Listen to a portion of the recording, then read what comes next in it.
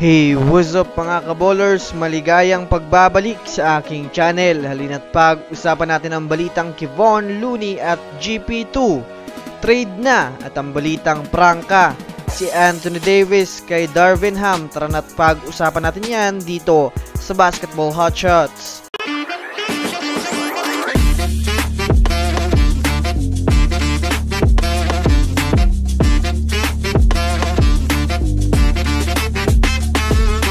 Una nga muna tayong dumako mga kaballers sa balita patungkol sa prangka nga daw itong si Anthony Davis kay Darvin Ham.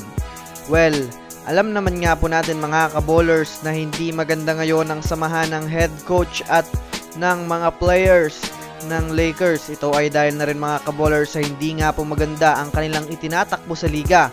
Bukod nga po mga kaballers sa mga NBA experts na mga nagsasabing hindi nga po marunong sa rotation itong si Darvin Ham, ay prangka rin nga po mga kaballers si Anthony Davis kay Darvin Ham na hindi naman nga daw rason ang mga injured players sa Lakers ang dahilan ng kanilang sunod-sunod na talo. Kung tutuusin nga daw mga kaballers ay meron rin naman silang mga player na talaga namang kayang makatulong sa kanila para manalo. Ngunit mali nga daw ang paggamit niya dito. Kumbaga mga kaballers, hindi nga daw sang-ayon si AD sa mga rason ni Coach Darvin Ham sa tuwing binabati ko siya ng mga fans kapag napapatumba sila ng mga kupunan. Kung susumadahin nga natin mga kaballers, bukod sa mga fans na hindi sang-ayon sa head coach na si Darvin Ham, ay kabilang na rin si Anthony Davis sa kumukontra dito.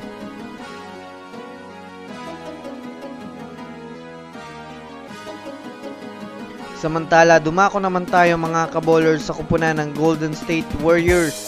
Sa pinakabagong impormasyon mga kaballers na inilabas ngayon, bukod nga po kay Andrew Wiggins at Jonathan Kuminga na matunog ang pangalan na mawawala sa Warriors, ay nadagdagan na naman nga itong dalawang player.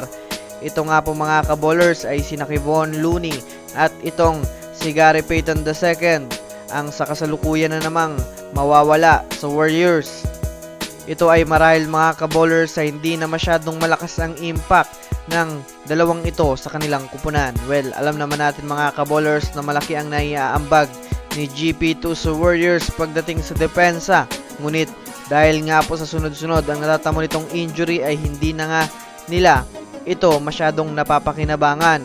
Sa parte naman ni Kevon Looney ay mas ibinababad na din si Trayce Jackson Davis kumpara sa kanya dahil na rin sa mabagal nga ang galawan nito at nasasapawan na ng mga baguhan. Kaya naman sa ngayon mga kaballers ay kasali na nga po ito sa mga usap-usapang players na ititrade na ng Warriors.